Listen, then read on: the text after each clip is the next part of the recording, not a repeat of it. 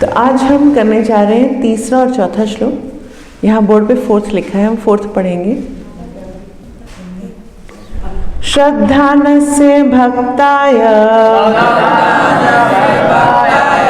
ब्रूहि तस्मै विस्मृतं ऋषेण तृप्ति मनः परम कौतूहलं हि मे।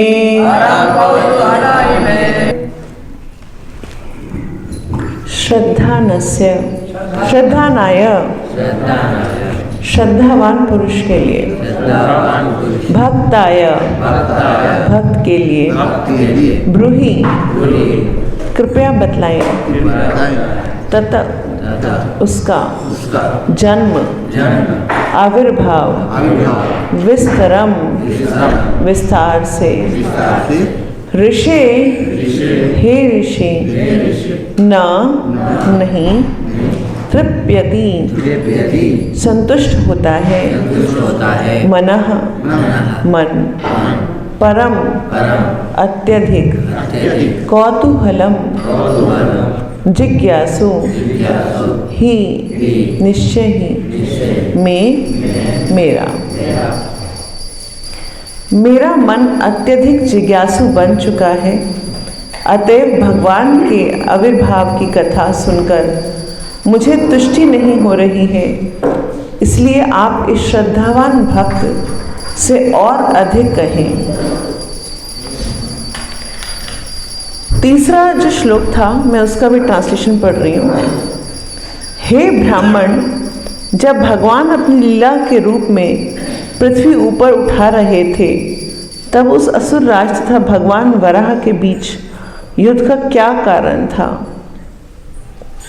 तो तात्पर्य में श्री प्रभुपाद बता रहे हैं कि जो वास्तव में श्रद्धावान या जिज्ञासु होता है, वही भगवान के आविर्भाव तथा तिरुभाव की दिव्य लीलाएं सुनने में के लिए सुपात्र है।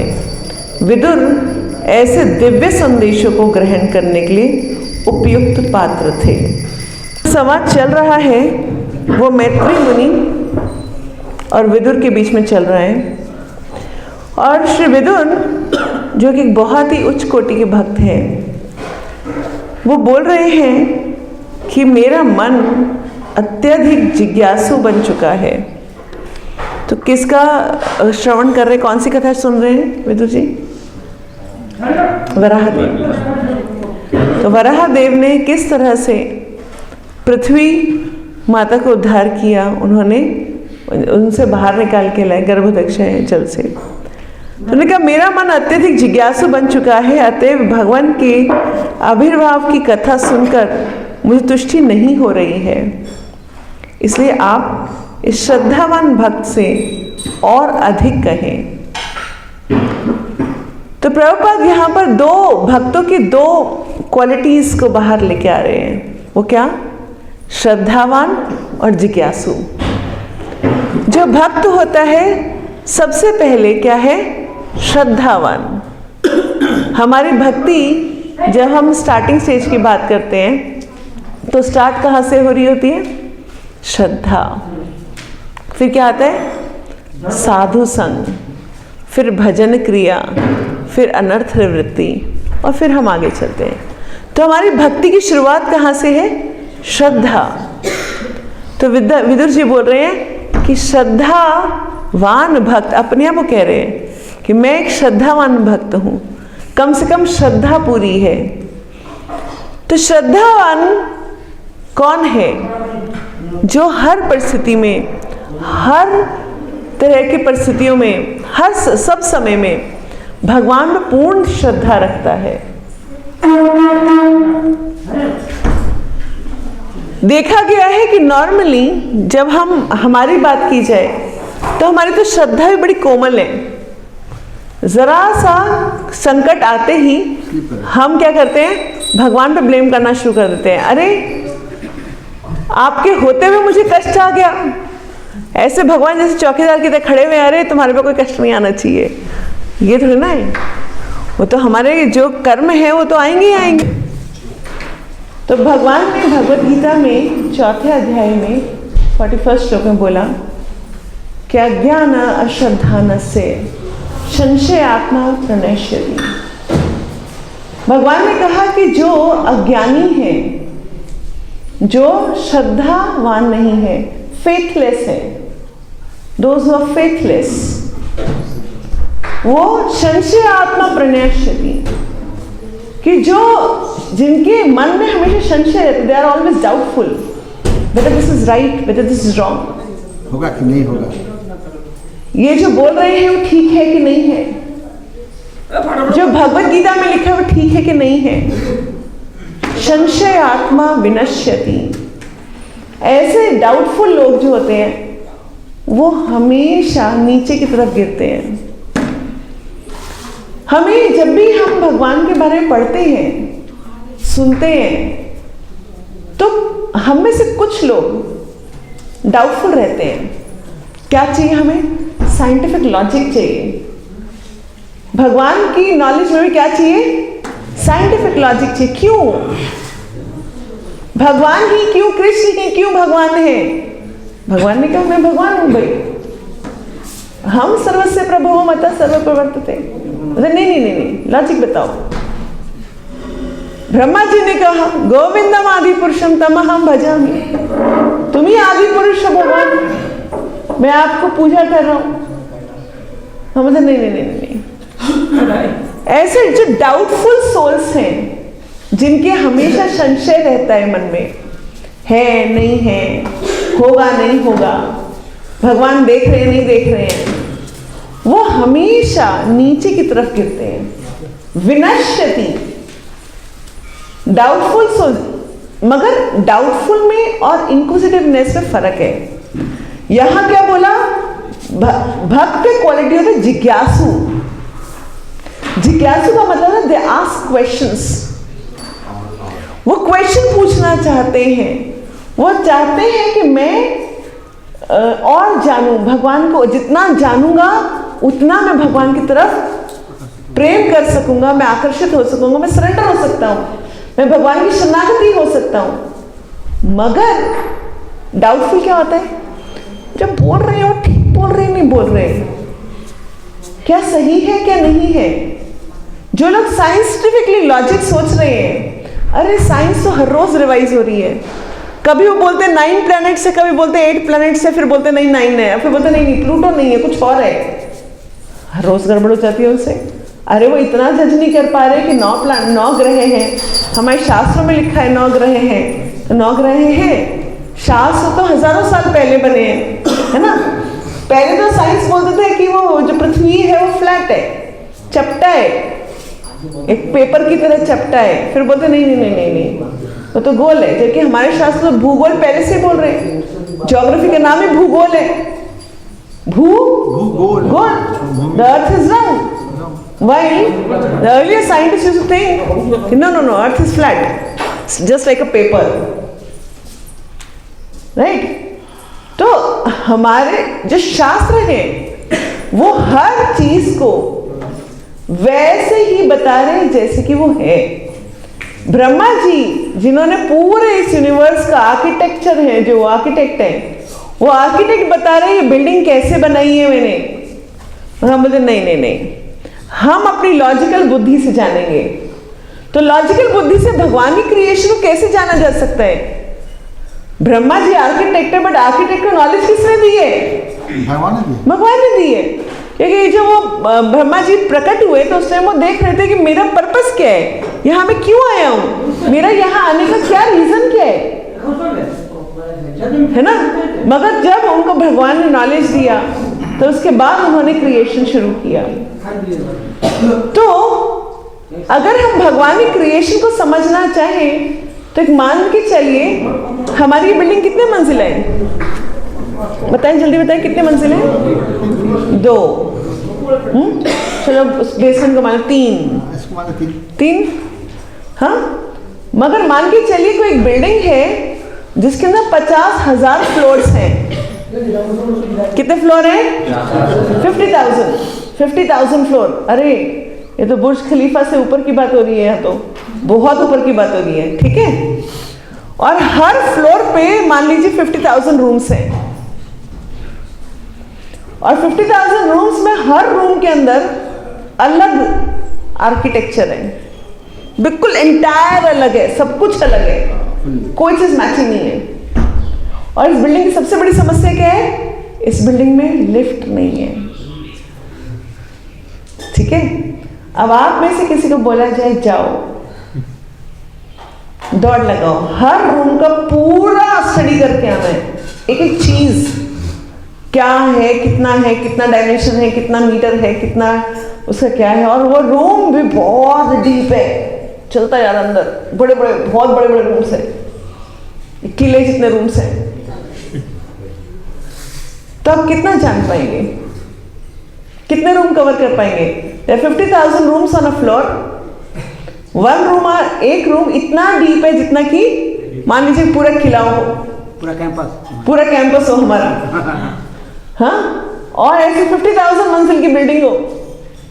मैं तो अभी फाइनाइट फिगर्स की बातें कर रही हूँ, भगवान की क्रिएशन तो इनफाइनाइट है, आगे इन्फिनिटी लगती है, राइट? तो आप कितना स्टडी कर पाएंगे? चलिए काम करते हैं, हम सारे बच्चे मिलकर अलग अलग रूम में घुस जाते हैं। Not possible. कितने रूम कर पाएंगे? 50,000 रूम कर लेंगे, चलो गुड, मगर तब भी कितना कर पाएंगे? एक लिमिट में करें, एक मंजिल ही कर पाएंगे। और कितने फ्लोर्स हैं? 50,000। अगर मैं 100 साल जीऊं और पैदा होते भी लग जाऊं, बिल्कुल पैदा होने के अगले दिन से लग जाऊं, तो भी मेरे जीवन में 36,500 डेज है बस।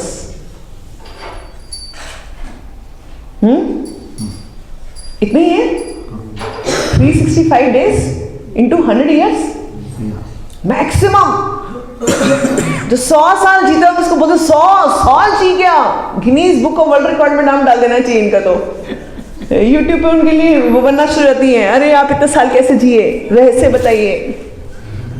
हाँ, तो मान लीजिए कोई बच्चा पैदा होते भी एक दिन का एक रूम का एक्सप्लोर करता जा रहा है, 1 रूम पर डे, लेकिन पॉसिबल नहीं है। फिर ये कैंपस जितना बड़ा है मान लो, और उसको एक दिन में पूरे एक पत्ती एक पौधा छानना है, तो पॉसिबल है? तो साइंटिस्ट बिल्कुल वैसे ही दौड़ लगा रहे हैं। वो तो अभी पृथ्वी से ऊपर भी जाने के लिए क्या करते हैं? रोबोट्स भेजने की कोशिश करते हैं, कैमरा भेजने की कोशिश करते हैं, फोटो खींचते रहते हैं अरबों अरबों रुपए लगाकर। प्रभुपाद कहते हैं अरे भाई, the journey to other planet is so easy. क्या करना है? मरते समय आपने उस प्लैनेट के बारे में सोचना है, वहां पहुंच जाएंगे, राइट? बॉडी लेकर वैसे भी नहीं जा सकते, तो आपको मरते समय उस प्लैनेट के बारे में सोचना है, वहां पहुंच जाएंगे।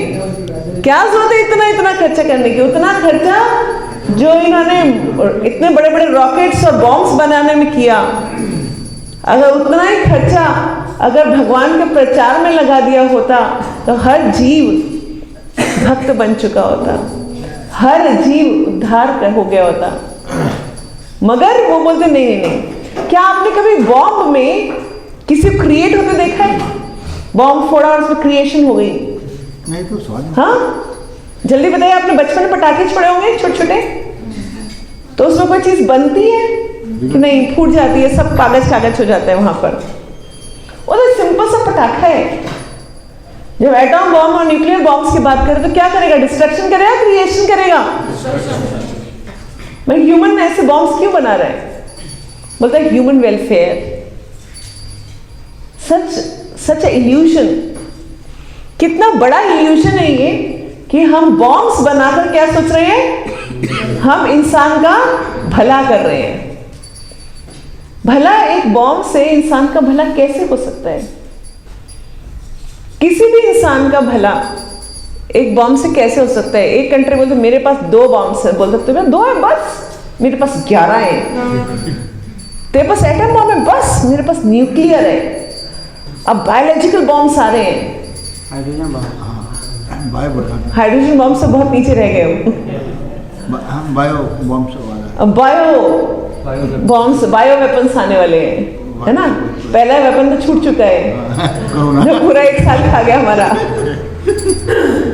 कहने का अर्थ ये है, ये सिर्फ डिस्ट्रक्शन नहीं, वेलफेयर तो कहीं है ही नहीं। अगर सब लोग भगवान का नाम का प्रचार करें, भगवान का नाम लें, तो हृदय से सब क्या हो जाएंगे, सेटिस्फाइड हो जाएंगे। तो क्या है, इल्यूजन, श्रद्धा नहीं है। साइंटिस्ट को श्रद्धा नहीं है, वो बोलते कि तुम आत्मा हो, बोलते हमें श्रद्धा नहीं है। हम तो पहले जब तक उसको अपनी छड़ी से नापेंगे नहीं, जब तक उसका वेट नहीं निकालेंगे, तब तक हम मानेंगे नहीं। अरे भैया वो फिजिकल नहीं है, right? It's not a matter, you can not measure it. आप उसको तोल नहीं सकते हैं। बोले नहीं, जब तक हमारे उस ग्राफ में नहीं आएगा तब तक हम नहीं मानेंगे। मत मानो, तुम्हारे नाम मानने से ये थोड़ी कि नहीं होगा। संशय आत्मा, जो हमारे सो कॉल्ड साइंस है, हम यहाँ सब साइंस पढ़ रहे हैं, मैं भी साइंस बैकग्राउंड से हूँ, है ना। यहाँ पे बड़े बड़े IITians भी हैं, मगर आप सब देखें कि अल्टीमेटली वो सब क्या कर रहे हैं, हरे कृष्णा हरे कृष्णा। क्यों? एक वही रास्ता ही, आपको रास्ता ही। भाई PhD, अगर IIT PhDs बैठ कर यहाँ पर हरे कृष्णा कर रहे हैं, तो इसका मतलब क्या हुआ कि उन्होंने साइंस पूरा इवैल्यूएट करके देख लिया, भैया साइंस लंगड़ी टांग चलता है ना। और जो लंगड़ी टांग चल रहा है वो नॉलेज किसने दी है, भगवान ने दी है। फिर भी अल्टीमेटली क्या हो रहा है, तो श्रद्धा जिस दिन आ जाती है, उस दिन भक्ति अपने आप आगे प्रफुल्लित हो जाती है। मगर जब तक वो श्रद्धा नहीं है, जब तक हमारे मन में संशय है, डाउट्स हैं, सो हम लोग भगवान की भक्ति में कभी भी आगे नहीं बढ़ सकते। हमें समझना पड़ेगा कि आज से कुछ वर्ष पहले तक भी, बिल्कुल थोड़े से वर्ष पहले तक भी, क्योंकि मैं बायोलॉजी की स्टूडेंट रही हूँ, कुछ वर्ष पहले तक जब मैं पढ़ा करती थी, उस समय भी ये बोलते थे कि जो वोम में जो लाइफ आती है बच्चे के अंदर, वो 7th मंथ आती है। फिर उसके बाद बोलने लगे नहीं नहीं नहीं नहीं नहीं, 3rd मंथ आती है। भागवतम में क्या लिखा हुआ है कि वोम में जो बच्चे के जो लाइफ है उसी क्षण आ जाती है, जिस क्षण वो एम्ब्रियो, वो जो एग है वो एम्ब्रियो बन जाता है, उस समय उसमें लाइफ आ जाती है। मगर वो नहीं समझते। अब अल्ट्रासाउंड मशीन आई तो भागवतम में जो वर्णन किया गया कि बच्चे की ग्रोथ वो में कैसे होती है, वो पहले नहीं मानते थे, बोलते नहीं नहीं नहीं ऐसा कुछ नहीं होता। अब रोज अल्ट्रासाउंड कर करके उन बोल रहे हाँ ऐसे ही होता है भाई, ये तो सही कह रहे हैं। तो इसका अर्थ क्या हुआ?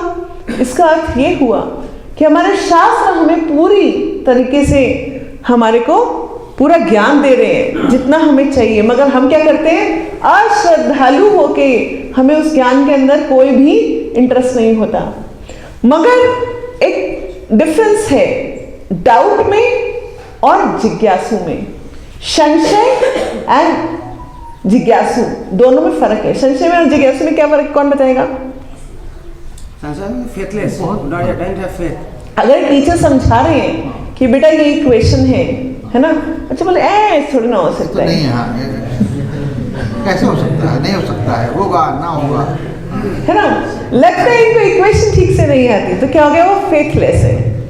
मगर अगर वो और जानने की कोशिश करे, नहीं नहीं नहीं मुझे और बताइए, मेरे को और जानना है, अगर इसमें ये एडजस्टमेंट हो जाए, ऐसा ऐसा हो जाए तो क्या आंसर निकलेगा, ऐसा ऐसा हो जाए तो क्या आंसर, उसको कहते हैं जिज्ञासु। हमारे सभी शास्त्र जिज्ञासु के ऊपर बेस्ड हैं। आप भगवत गीता देखिए, अर्जुन भगवान से क्वेश्चन पूछ रहे हैं कि भगवान मैं क्या करूं, है ना।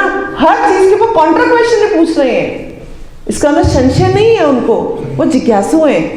भगवान कोई चीज बताते तो बोलते नहीं नहीं नहीं भगवान ये तो पॉसिबल नहीं है मेरे लिए, मैं तो ऐसे ऐसा गिरा हूं, मेरे लिए पॉसिबल नहीं है, मेरे को और कुछ तरीका बताइए। जब भगवान ध्यान योग के बारे में बताए तो बोले चंचला ही मन कृष्णा, भगवान आपने मन को कंट्रोल करने को कह दिया, मन कहाँ कंट्रोल होता है। तो फिर भगवान ने अल्टीमेटली क्या बताया, भक्ति योग। भक्ति योग करो, अभ्यास करो, कि ये जो भक्ति योग है अल्टीमेटली इसको करने से 6ठे अध्याय खत्म होते, 7वें अध्याय से भगवान ने भक्ति योग शुरू कर दिया। क्यों? क्योंकि उन्होंने डाउट रेस किया। भगवान ने कहा हाँ डाउट तो जेन्युइन है, तो इसलिए डाउट संशय वाला नहीं था, क्वेश्चन वाला था। उन्होंने ये नहीं कहा था आप गलत कह रहे हो, ऐसा नहीं होना चाहिए, ऐसा होना चाहिए, नहीं ये नहीं था क्वेश्चन। वो अपनी प्रॉब्लम बता रहे थे, मेरा मन तो बहुत चंचल है, अब ऐसे चंचल मन के साथ और जिद्दी मन के साथ मैं कैसे ध्यान कर सकता हूं? तो भगवान ने कहा अच्छा ठीक है, ध्यान नहीं कर सकता, मैं भक्ति के हिसाब से बताता हूं, उसमें कर सकते हो। तो कहने का मतलब क्या हुआ? Arjuna was asking question. Shrimad Bhagavatam देखिए, पूरी भागवतम क्वेश्चन आंसर बेस्ड है। परीक्षित महाराज सुखदेव गोस्वामी से पूछ रहे हैं, शौनकादि ऋषि सुद गोस्वामी से पूछ रहे हैं, यहां विदुर जी मैत्री मुनि से पूछ रहे हैं। So question answer question answer question answers. So question answer shows that you are inquisitive. गुरु के पास जाने के लिए भी क्या कर रहे हैं? परिप्रश्नेन सेवया। जब हम गुरु के पास भी जाते हैं तो हम क्या करते हैं? फेथ के साथ प्रश्न पूछते हैं। भगवान ने कहा 17वें अध्याय में कि जो अगर सारी तपस्या सब कुछ मगर श्रद्धा के बिना करता है तो अल्टीमेटली वो तमोगुण है। It is mode of ignorance. Because आप सारा ऑस्टेरिटी किया मगर भगवान पे श्रद्धा नहीं है। आपने सारा व्रत किया, सारा तपस्या किया, सब कुछ किया, मगर भगवान पे श्रद्धा नहीं है, तो वो क्या है? मोड ऑफ इग्नोरेंस है। अल्टीमेटली इसका कोई फायदा नहीं है। मगर अगर हम थोड़ी सी श्रद्धा भगवान के ऊपर पूर्णतः श्रद्धा रख के हम कोई भी कार्य करते हैं तो भगवान ने कहा देन दैट इज सतोगुना। वो सतोगुण में रह करके है। तो जब हम सतोगुण में रह करके हम भगवान से प्रश्न पूछ रहे हैं, गुरु से प्रश्न पूछ रहे हैं, अपने आचार्यों से प्रश्न पूछ रहे हैं, वैष्णवों से प्रश्न पूछ रहे हैं, स्क्रिप्चर से प्रश्न पूछ रहे हैं, हमारे शास्त्रों से प्रश्न पूछ रहे हैं, तो वो हमारे ज्ञान का रास्ता खोल देता है। हमें धीरे धीरे धीरे धीरे चीजें समझ में आना शुरू होती हैं, प्रकाशित होना शुरू कर देती हैं। मगर कब? पहला क्राइटेरिया श्रद्धा। इसलिए विदुर बोल रहे हैं कि मैं श्रद्धावान तो हूं, मेरे को आपकी बातों पूर्णतः विश्वास है, मगर मेरे विश्वास होने पर भी मैं क्या पूछ रहा हूं? पिछला थर्ड इसमें बोला कि युद्ध का क्या कारण था। वराहदेव और असुर राज के बीच में युद्ध का क्या कारण था? कारण पूछ रहे हैं, मगर कारण का मतलब क्यों पूछने का मतलब ये नहीं है कि मैं नेक्स्ट श्लोक में क्या बोल रहे हैं, ये क्यों पूछ रहा हूं मैं, मतलब क्यों पूछने का कारण ये नहीं कि मैं फेथलेस हूं, मैं श्रद्धावान हूं, बट मेरे को जिज्ञासा और हो रही है। I am asking why, because I want to know more. मैं जानना चाहता हूं और ज्यादा। आप देखिए दोनों श्लोकों के अंदर बीच में कॉम्बिनेशन क्या है? दोनों श्लोकों के बीच में कॉम्बिनेशन ये है कि पहले उन्होंने प्रश्न पूछा कि भगवान में और जो असुर राज है उनके बीच में युद्ध क्यों हुआ। अभी क्यों दो तरीके से पूछा जाता है। एक तो क्यों हम तो नहीं मानते, और एक होता है क्यों श्रद्धा। मैं पूछना चाहता हूं, मैं और जानना चाहता हूं। मैं क्यों इसलिए पूछ रहा हूं because I want to know more, है ना। तो दो चीजें हो गई। तो क्यों दो तरीके से पूछा जाता है, एक डाउट के साथ और एक विश्वास के साथ। अब मैंने यहां पर इसलिए विदुर जी अगले ही श्लोक में बिल्कुल क्लैरिफाई कर रहे हैं कि क्यों अश्रद्धा वाला नहीं है, ये संशय वाला नहीं है। किस लिए वाला है? मेरा मन अत्यधिक जिज्ञासु बन चुका है, अतः भगवान के आविर्भाव की कथा सुनकर मुझे तुष्टि नहीं हो रही है। तो तुष्टि कैसे होगी? और सुनने से, और सुनने से, और कथा सुनना चाहता हूं। अभी मत बंद रोकिए। ये नहीं है कि अब आपने 13वें अध्याय के पिछले श्लोक में पूरा पता कर दिया तो और बस हो गया फिनिश।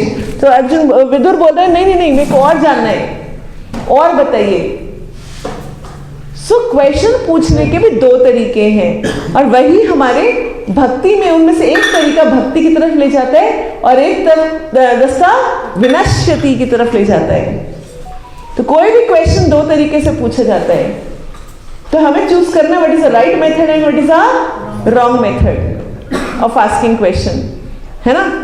कभी कभी कुछ बच्चे सोचते हैं अरे हमने तो कल ये चैप्टर पहले से ही पढ़ लिया, अब हम टीचर की टांग खींचेंगे, है ना। अब हम पूछेंगे अच्छा बताओ, हम उनकी नॉलेज चेक करेंगे। तो क्या है वो? संशय। तो वो गुरु भी आपको वो नॉलेज नहीं देगा, उसको क्या उसको तो पता है। बिल्कुल वैसे ही अगर दूसरी तरीके से पूछा जाए कि नहीं मेरे को और डीप में जाना है, मुझे और तीव्रता से समझना है, तो फिर क्या हो जाएगा, वही चीज आपको और आगे ले जाएगी। और यहाँ पर हमारे को क्या बोला कि भगवान की लीला सुनने के लिए उनका मन क्या है, क्या कर रहे हैं,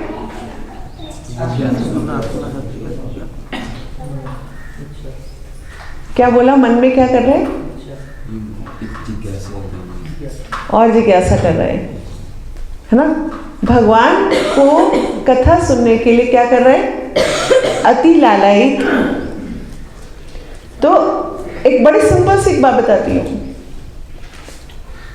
हमारे अगर हम ललायित हैं किसी चीज को सुनने के लिए, हरि नाम सुनने के लिए ललायित हैं, या हम भगवान का ज्ञान सुनने के लिए ललायित हैं, क्लास में जो कॉन्सेप्ट समझाया है उसको सुनने, तो हमारा जो बैठने का एंगल होगा वो 75 to 90 के बीच में होगा, ऐसे ऐसे। मगर अगर हमारा एंगल है 45 या है 135, तो इसका मतलब क्या है, कोई सुनने में इंटरेस्ट नहीं है। 45 का मतलब क्या है, जैसे कभी कभी हम जप कर रहे होते तो कैसे होते हैं, ऐसे। इसका मतलब क्या है, कोई सुनने में इंटरेस्ट नहीं है, हम लोग 45 डिग्रीज पे जप कर रहे हैं, है ना। मीन्स अभी तो बस एक हल्का सा हो रहा है, बस मेरे को झपकी आई आई, और 135 पे है,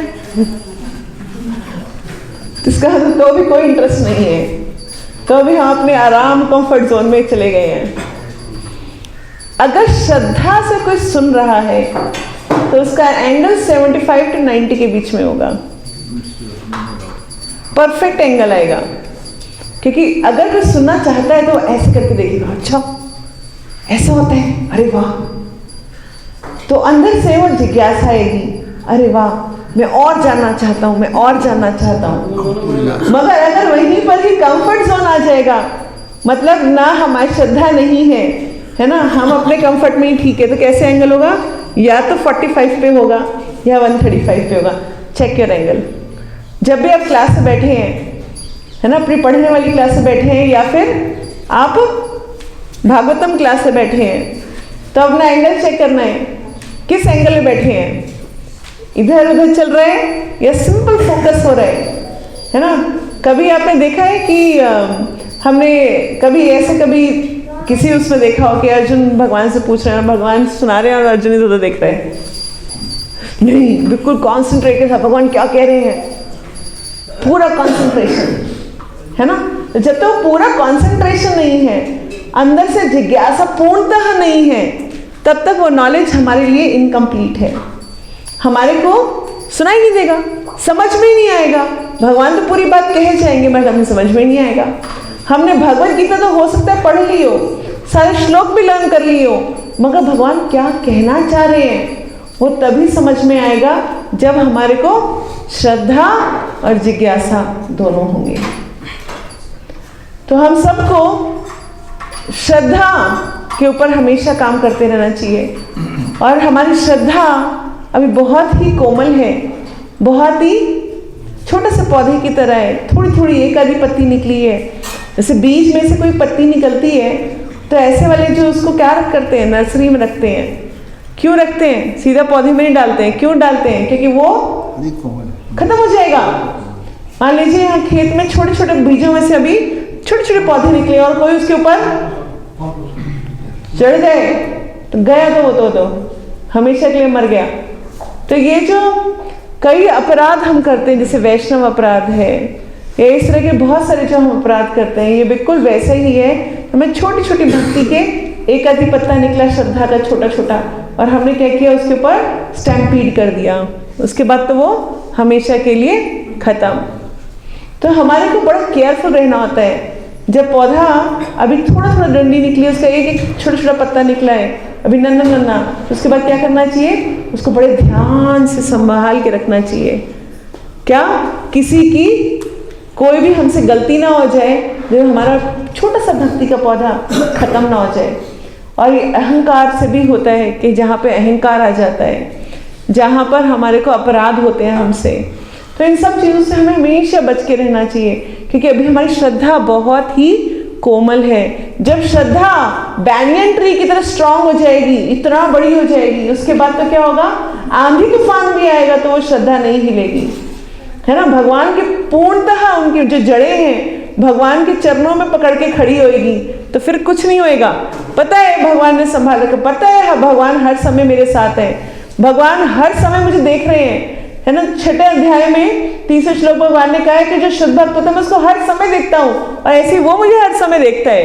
हर समय हमारे बीच का कनेक्शन हमेशा रहता है। तो श्री प्रभुपाद बोलते हैं वो एकात्म दृष्टि से आ जाते हैं। क्यों? क्योंकि they feel as if I am always Krishna. A devotee always feel that I am always with Krishna. मैं हमेशा भगवान के साथ हूँ, और भगवान बोलते हैं ऐसे भक्त को मैं हमेशा देखता हूँ, मैं हमेशा देख रहा हूँ ऐसे भक्त को। मगर वो relationship that I am always remembering Krishna and never forgetting Krishna, and Krishna is also seeing me, is also looking at me every moment. Moment क्या होता है? क्षण क्या होता है? पल क्या होता है?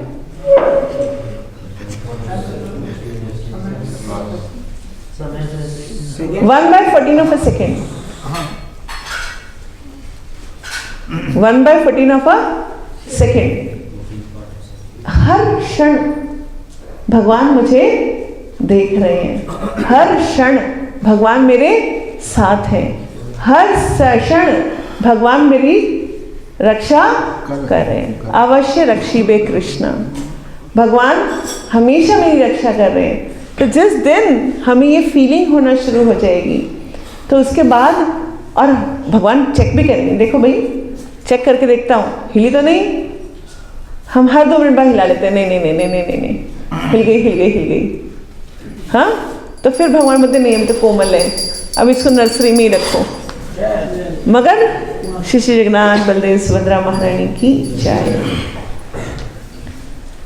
तो हम सबका फेथ भगवान पर, भक्तों पर दृढ़ होना चाहिए।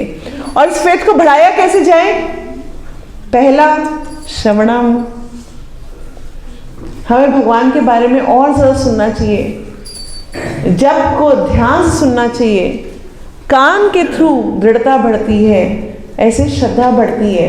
तो श्रवणम। दूसरा, डिवोटी एसोसिएशन, भक्तों का संग। तो ये जो समाज है जो यहाँ आप रह रहे हैं, ये भक्तों का संग का सबसे सुंदर जगह है जहाँ हम भक्तों का संग ले सकते हैं। और तीसरा क्या है? सेवा, डिवोशनल सर्विस। श्रद्धा बढ़ती है सेवा से। जब हम भगवान की सेवा में लगते हैं और बिल्कुल शुद्ध हृदय से, दृढ़ता के साथ, मेहनत के साथ सेवा करते हैं, तो फिर वो श्रद्धा हमारी धीरे धीरे धीरे धीरे स्ट्रांग हो जाती है। तो ये 3 चीजें हैं जिससे हम श्रद्धा बढ़ा सकते हैं, श्रवणम और साधु संग, और तीसरा सेवा, डिवोशनल सर्विस। जब ये 3 चीजें करते हैं तो श्रद्धा अपने आप दृढ़ होना शुरू हो जाएगी। और जब श्रद्धा दृढ़ हो जाएगी तो हम साधु संग ठीक से ले पाएंगे। जब हम साधु संग ठीक से ले पाएंगे तो भजन क्रिया अच्छी होगी। जब भजन क्रिया अच्छी होगी तो अनर्थ अपने आप सारे भाग जाएंगे। जब अनर्थ सारे भाग जाएंगे तो अपने आप रुचि, आसक्ति, स्थिति, सब स्थितियों पे हम अपने आप पहुंच जाएंगे। तो हमारे को सबसे इंपॉर्टेंट, सबसे पहले क्या स्ट्रॉन्ग करना है? अपना फेथ। फेथलेस जो होते हैं वो कभी भक्ति में आगे नहीं बढ़ सकते।